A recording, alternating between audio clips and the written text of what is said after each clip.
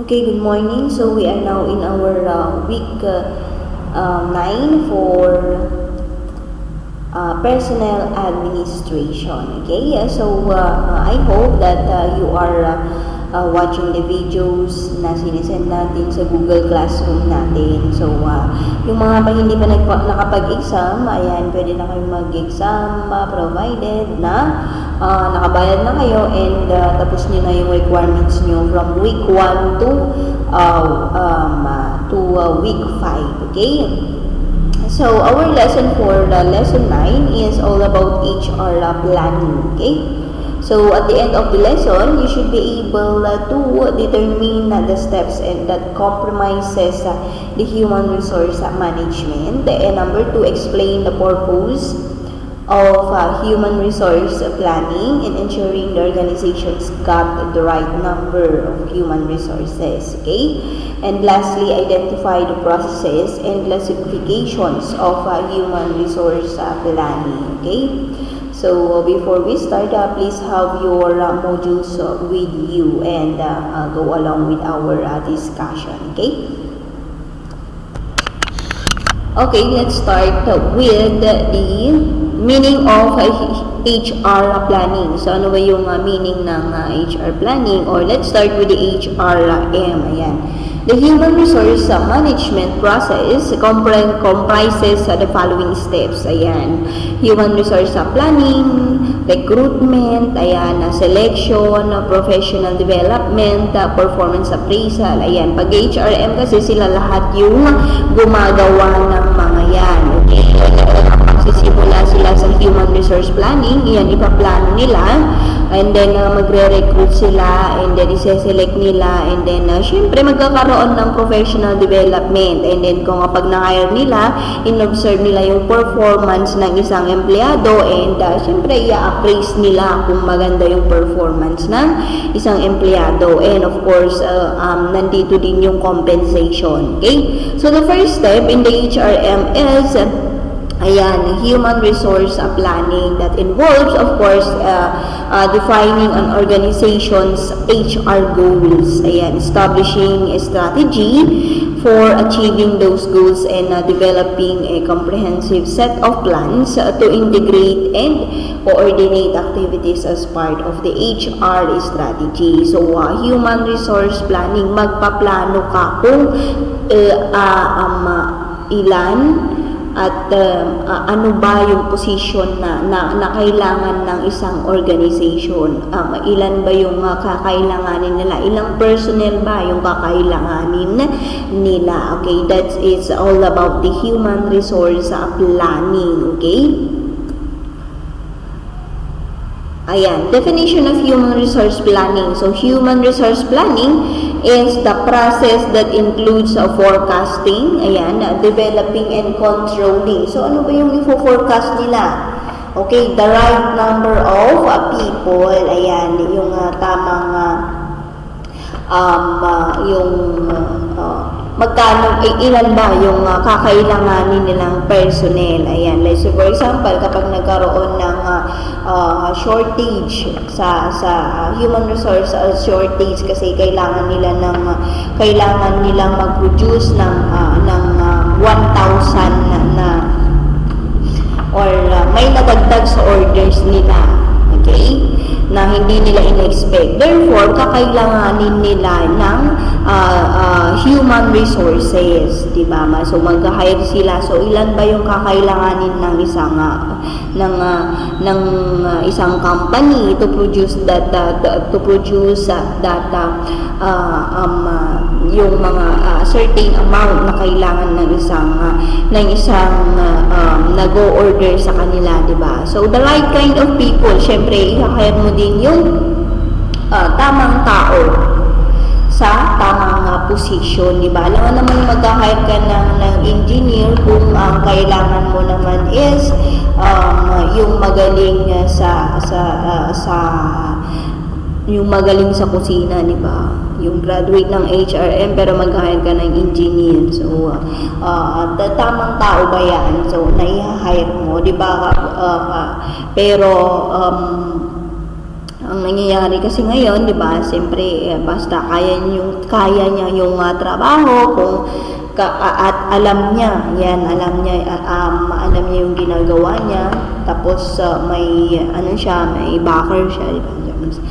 Yan, so joke lang yun. So syempre, at the right kind of people, mag-hire ka naman na yung alam niya yung trabaho, okay? At the right place, and of course, at the right time. So, yan yung trabaho, yan yung kung bakit meron tayong human resource planning, okay?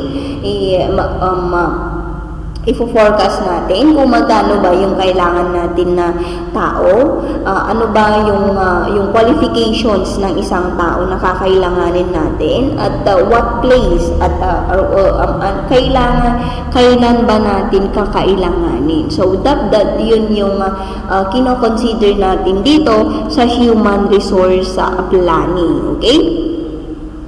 So what are the objectives of human resource planning? So number 1, to ensure optimum utilization of human resources currently available in the organization. Ayan. Yung number 1 na yan, talaga naman na pinapractice natin dito. Optimum utilization talaga yung ginagawa natin. Because of this pandemic, diba, we provide you everything you want, diba? You have your modules. If you don't understand the lesson, we have your gumagawa kami ng Google ng video lecture in order for you para maintindihan ninyo yung lesson. So ayan, na kami dito sa trabaho namin, di ba? So hindi lang kayo yung nahihirapan din kami, di ba? So yun yung objectives, isang objectives ng isang human resource management. Yan, the optimum utilization of human resources. So, syempre, kapag mag-hire ka, kinuha mo yung tamang tao dun sa tamang posisyon, di ba? Syempre, nagagawa niya, nagagampanan niya yung trabaho niya, di ba? So, that is the meaning of to ensure the optimum utilization of human resources currently available in the organization. And number 2, to assess or forecast the future skill requirement of the organization. Ayan, kaya tayo nagkakaroon ng human resources planning din para mai-forecast natin or mai-assess natin yung future na kakailanganin ng isang ano ba yung posisyon na kakailanganin ng isang organization or ng isang company, di ba? Kaya tayo may HRP, okay? Number 3, let's say for example, sa number 2, di ba, nagkaroon ng pandemic, ayan, nakita na ng HR na ay mag-hire tayo na-forecast na ng HR na kakailanganin ng nurses, kakailanganin ng doctors. So, yun, na-assess na nila due to that na-experience natin because of that pandemic, diba? So, in demand ngayon ang nurses, in demand ngayon ang mga doctors, okay? Number 3, to provide control measures to ensure that necessary resources are available as and when required. Ayan. Siyempre, tinitignan din ng HRP, yung silbi ng human resource planning natin na ina-ensure nila na yung mga resources na available is nagagamit nila. Okay? And number 4, a series of specified reasons are there that attaches importance to manpower planning and forecasting exercises. So, number 1, to link manpower planning with the organizational planning. So, syempre, kapag magpaplano ka, kakailanganin din ng sino ba yung gagawa dun sa plinano mo, or dun sino ba yung mag-a-achieve dun sa goals dun sa goals ng isang company, di ba? So kapag if you are planning or if you are making an organizational plan, you need to plan also the manpower. So, sino yung gagawa, okay? Next is to determine recruitment level. So paano natin na dinidetermine yung pagre-recruit natin? So how are we going to do our recruitment? Okay? To anticipate redundancies. Ayan yung mga paulit-ulit na ginagawa or paulit-ulit na posisyon, ayan, na hindi naman kailangan, okay? Next is to determine optimum training level. So ano ba yung mga kakailanganin ng isang organization or yung mga empleyado nila? Ano ba yung mga training na kailangan nila at this time? Okay? Ayan yung let's say for example, nagkaroon ng pandemic, so hindi na-experience natin yung pandemic. Ayan, pandemic na lang yung example natin kasi as of now we are still experiencing it, okay? Nagkaroon ng pandemic, so because of that, walang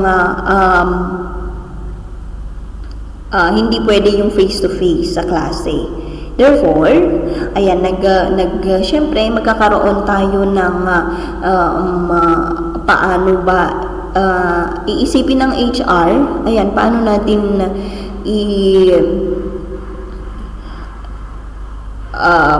gagawin yung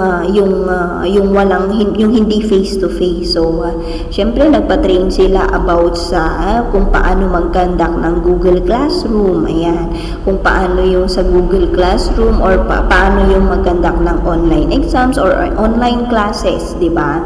So yun yung mga trainings na kailangan within that time, di ba? So, yun yung dapat yun yung mga ina-anticipate or ginagawa ng HRP, okay?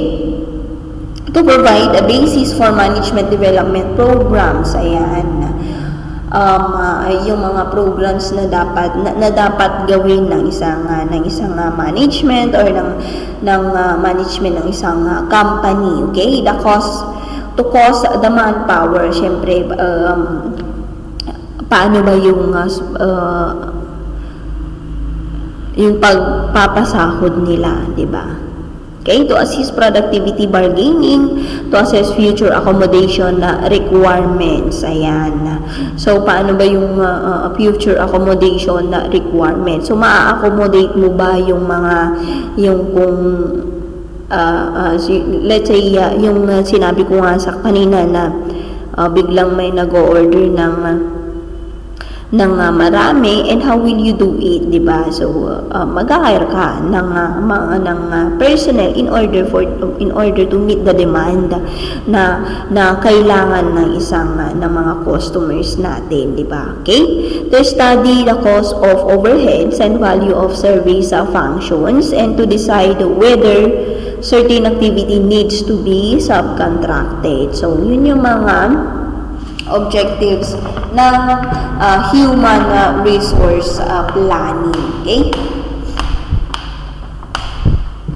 Ayan, HRP process. So, HRP effectively involves forecasting personnel needs, assessing personnel supply, and matching demand. Ayan, demand-supply factors through personnel-related programs. So, yung HRP process natin ay this one. So, ano ba yung mga environments natin? So, scanning your environment. So, paano natin ginagawa yan? So, ano ba yung mga available na resources natin dyan? And then, of course, organizational objectives. So, kailangan naka-align yung HR needs mo sa organizational objectives and policies, of course. So, ito yan, magkakaroon ng environmental scanning, and yung organizational objectives and policies mo, ayan, kailangan naka-align dun sa HR needs, forecast, and HR supply forecast. Ayan. So, ano ba yung kakailanganin nila? And then, magkakaroon ka na ngayon ng HR programming. So, what do we mean by HR programming? So, ipoprogram mo na kung ilan ba yung kakailanganin mo, di ba? So, HR implementation and of course, i-evaluate mo na ngayon yung programs na kakailanganin mo. And dito sa last araw natin, surplus restricted hiring, ayan, reduce hours, ayan yung layoffs natin, okay? And nagkakaroon din ng syempre shortage recruitment, and nagkakaroon din ng shortage manpower shortage, and of course magkakaroon na ng recruitment and selection. So that is the process ng isang ng HRPA or the human resources planning process, okay?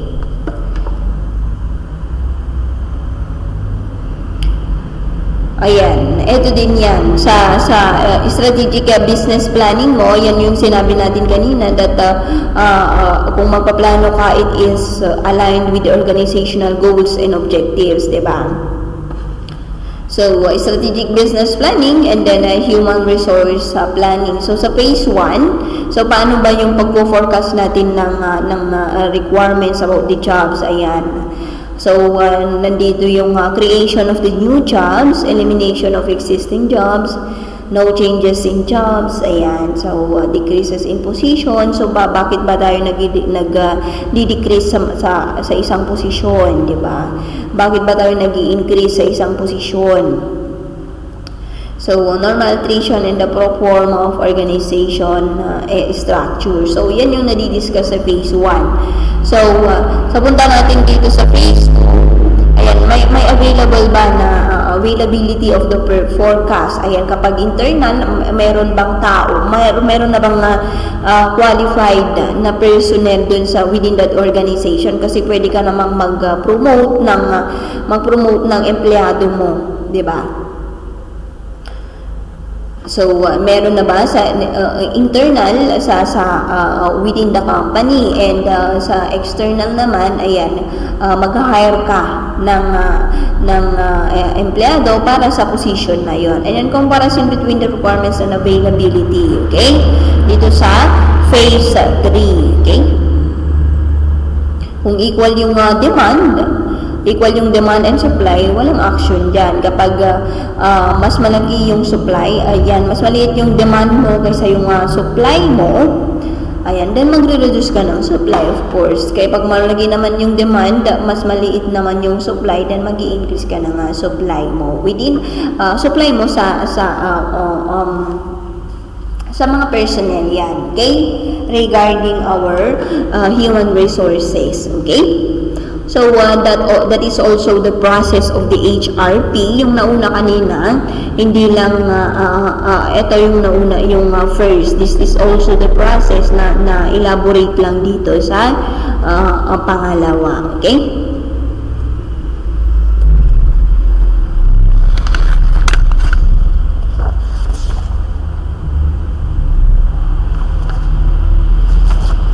And,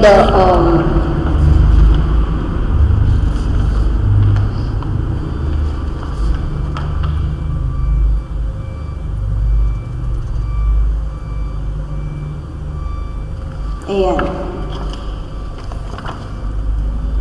So, i-explain ulit natin yung phase 1. Ayan. Sa phase 1 kasi, ayan, concerned with identifying the number and the kinds of employees that the firm will need in the future. Ayan. So, dito. So, ano ba yung sabi ko nga kanina, ilan ba yung kakailanganin natin for that position, di ba? Ilang employees, or ano ba yung mga positions na nakakailanganin natin. Okay? So, this is the requirements forecasting stage. Ayan, the strategic business plan may necessitate the creation of new jobs, the elimination of existing jobs, and ayan, elimination, meaning magdi-decrease ka ng position mo, and no changes in jobs. So, no changes in jobs, and of course, or increase in the decrease o yan, increase or decrease in organizational positions and number of employees. Okay? The requirements of forecast must consider the number of employees who will be lost through normal attrition, such as yung when we say normal attrition is yung kapag may magre-retire at kapag may mataterminate na empleyado. Okay?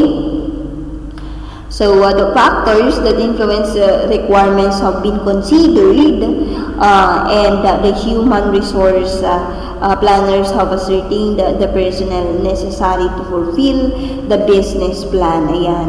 Okay? So, phase 2 naman, sinabi natin kanina that, ayan, kung mag-hire ka ba, kung mag-promote ka ba, let's say for example, administrative aid 3 yung kailangan mo, meron namang empleyado na qualified dun sa position na yon. Mayroon namang empleyado na qualified, meron ka namang empleyado na qualified dun sa position na yon. So, you are going to promote her, di ba? Promote him as magiging administrative aid 3. Okay? So, the second phase of the HRP entails the determination of the availability of qualified people to the staff of the organization, the organization of the future. So at this time, planners must look inside the enterprise. Ayan, i-identify nila yung individuals who could be promoted, ayan sinasabi ko kanina, or transferred to new jobs or positions. Ayan, they must they must also look outside the firm through the examination or demographic data and other factors, ayan, to forecast the number of qualified individuals, ayan, who will be available to meet the future staffing needs. Ayan, okay? So, personal requirements are then matched with personal availability. So, yung availability ng isang empleyado or ng mga yung mga kakailanganin natin na empleyado. Okay? So, sa phase 3 naman, ayan, the final stage of HRP is the development of specific courses of action to assure the institution that it will have the appropriate number and kind of people, ayan, in the right place at the right times to carry out the strategic business plan. Okay? So, kapag sabi nga kanina, kapag equal yung demand and supply mo, bakit ka pa magka-hire? Ayan, and then kapag mas malaki naman yung demand mo, mas malaki yung supply mo kaysa demand, ayan, mag-reduce ka ng supply. So, most likely, magli-lay off ka dyan, di ba? Kapag mas malaki naman yung supply kaysa demand, syempre, mag-increase ka ng personnel mo, di ba? So, kailangan mong mag-hire, okay? So, that is the process of HRP. So, ito yung sinasabi natin about sa human resources planning, okay? Ayan, I think we reached the end of our lesson, of our topic, and I hope na naintindihan natin about the HRP. Now, I will just play a video para mas lalong maintindihan natin yung about sa HRP or sa human resources planning natin. Okay?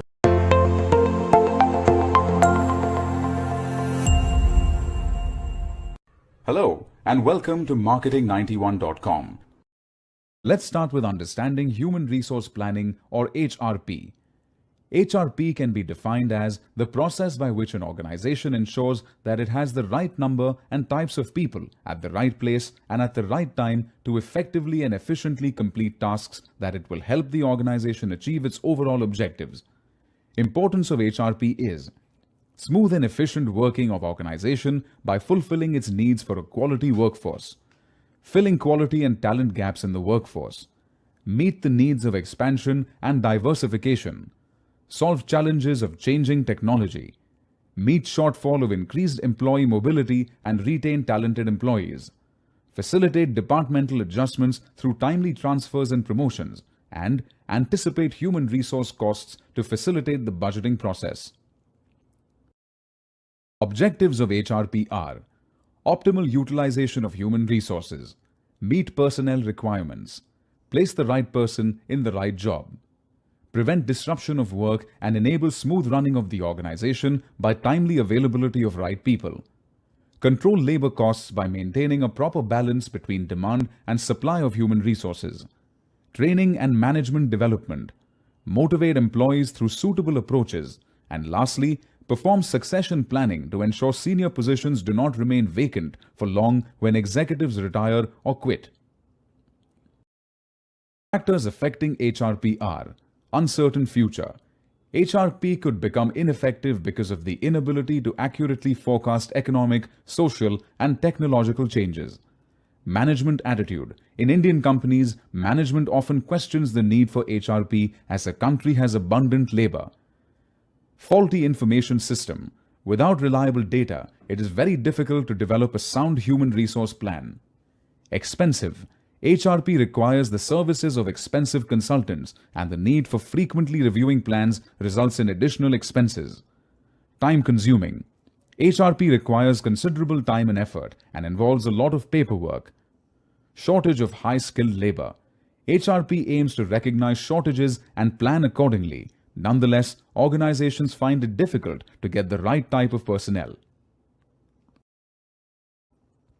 There are 6 steps in the HRP process that are analysis of organizational plans and objectives, forecasting human resource requirements, assessment of supply of human resources, estimating manpower gaps, action planning, and monitoring and control.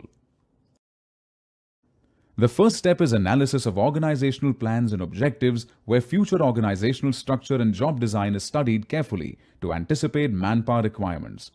The next step is forecasting human resource requirements, which include the number of employees and types of skills that will be required. Internal factors like expansion, mergers, employee separation, etc., and external factors such as competition, economic climate, and changes in technology are considered. The next step is assessment of supply of human resources, which involves examining organizations' current human resource inventory. It determines and evaluates quantity and quality of internal human resources. It also reveals the current status and what can be expected in the future. The fourth step is estimating manpower gaps. Net human resource requirements are identified by comparing the demand and supply forecasts. Either a shortage or surplus of human resources can be expected in the future. Knowledge and skill gap in manpower is estimated in this step. The fifth step is action planning, where action plans are formulated to bridge identified gaps in manpower. Manpower surpluses could be dealt with through redeployment in other units, retrenchment, voluntary retirement schemes, etc., while manpower shortfalls could be met through recruitment, transfers, promotions, and training of existing employees. The last step in the HRP process is monitoring and control. In this step, implemented action plans are monitored closely. Manpower plans and programs are reviewed regularly to identify any deficiencies, and corrective actions are taken if needed. Now let's take a look at some examples of companies that have successfully implemented HRP in the organization. The first example is of Hindustan Unilever Limited, HUL. In HUL, HRP is performed during project implementation for new projects and for expanding existing projects. HUL's organization structure is drawn and vacancies are filled accordingly. After project completion, for replacing manpower on account of resignation or termination, vacancies are approved and filled up. The next example is of Google. HR managers at Google use trend analysis and scenario analysis for forecasting HR needs. For production processes, Google's HR management identifies possible surpluses and shortages through forecasting techniques. The company addresses HR supply and demand in areas such as the production and distribution of consumer electronics like Nexus and Chromecast by using a flexible strategy where new employees are hired based on forecasts of human resource needs. The next example is of Marriott, which keeps its employees happy on account of successful HRP implementation.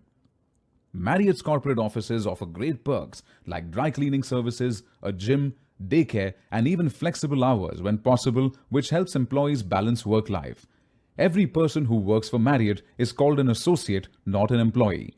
Marriott holds annual award ceremony for rewarding outstanding employees. Each shift begins with a stand-up meeting in which employees of all levels can share information, mingle, and even dance before they begin their workday. Marriott hires people based on personality and attitude and then trains them to perform their jobs. The last module in this video is on global HR strategy. By definition, HR strategy refers to a system of human resource practices for a particular job or collection of jobs aimed at the best employee performance possible to meet the firm's ultimate goal. What is the need for a global HR strategy? Globalization has changed the business landscape and pushed organizations to develop strategies to manage their human assets effectively. Organizations no longer operate within national boundaries. For example, software companies like Infosys and TCS earn most of their revenue from the US and European markets. Human resources are now considered a vital and strategic component of an organization's future plans. HR strategies are especially concerned with devising ways to manage people so as to achieve organizational objectives and building a sustainable competitive advantage that will lead to above-average financial performance. Let's understand with the help of a case study on Tata Consulting Services or TCS. TCS has employees from 103 nationalities and around 6.7% of the employees are non-Indians. As a part of their global HR strategy, TCS uses many employee engagement initiatives such as Maitri, a team within HR which offers benefits for employees along with their spouses. Additionally, employees can nominate a star employee for each project. Star Gems points can be redeemed by the employees for various products. Additionally, TCS has clubs for trekking, music, dance, photography, quizzes, etc. to maintain a fun atmosphere at work. Thank you.